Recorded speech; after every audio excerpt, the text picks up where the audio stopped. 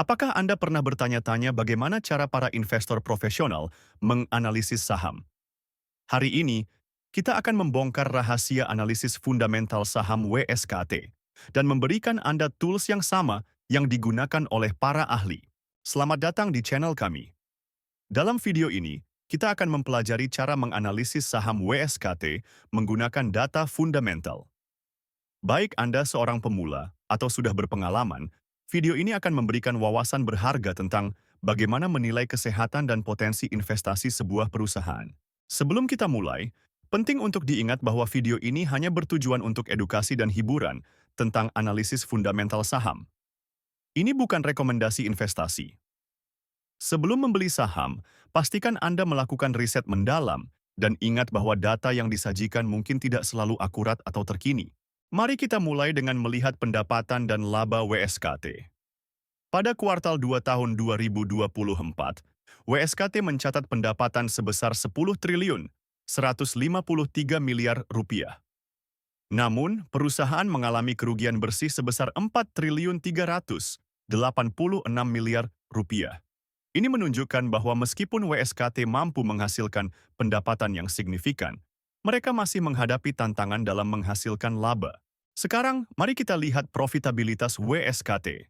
Gross Profit Margin atau GPM mereka adalah 9,69%, yang berarti dari setiap rupiah penjualan, WSKT menyisakan 9,69 sen sebagai laba kotor. Sayangnya, Operating Profit Margin atau OPM mereka negatif 4,87%, menunjukkan bahwa biaya operasional melebihi laba kotor.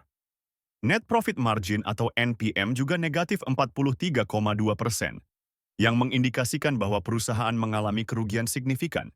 Beralih ke posisi keuangan, WSKT memiliki total aset sebesar 91 triliun 102 miliar rupiah pada kuartal 2 tahun 2024. Sementara itu, ekuitas mereka tercatat sebesar 9 triliun 84 miliar rupiah. Perbedaan besar antara aset dan ekuitas menunjukkan bahwa sebagian besar aset perusahaan dibiayai oleh hutang. Kesehatan keuangan WSKT perlu mendapat perhatian khusus.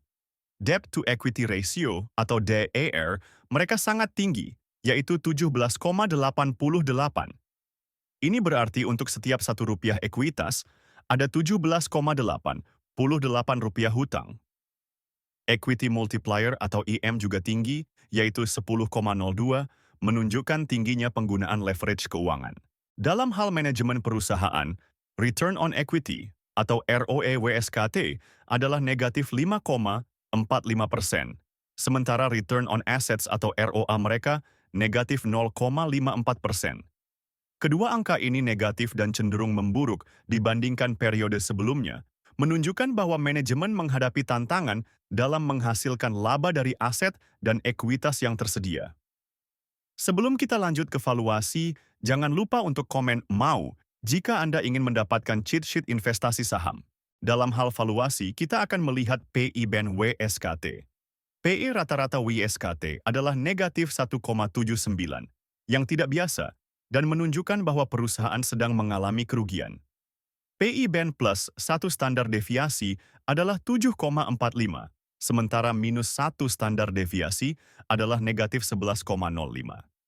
Dengan PE negatif, ini menunjukkan bahwa valuasi tradisional mungkin tidak efektif untuk WSKT saat ini. Beralih ke PB band, nilai rata-rata PB WSKT adalah 1,21.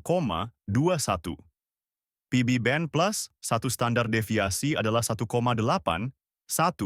sementara minus 1 standar deviasi adalah 0,62.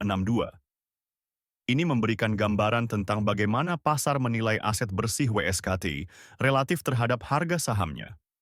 Namun, mengingat tantangan keuangan yang dihadapi WSKT, investor perlu berhati-hati dalam menggunakan metrik ini. Nah, itulah analisis fundamental saham WSKT. Bagaimana menurut Anda? Apakah WSKT menarik sebagai investasi? Jangan lupa untuk komen saham apa yang ingin dianalisis selanjutnya. Jika Anda ingin mendapatkan akses ke cheat sheet investasi saham, komen "mau" di bawah. Jangan lupa juga untuk subscribe channel ini dan tonton video lainnya untuk lebih banyak wawasan investasi. Terakhir, jika Anda ingin mulai berinvestasi, download aplikasi saham investor melalui link di deskripsi video. Sampai jumpa di video berikutnya.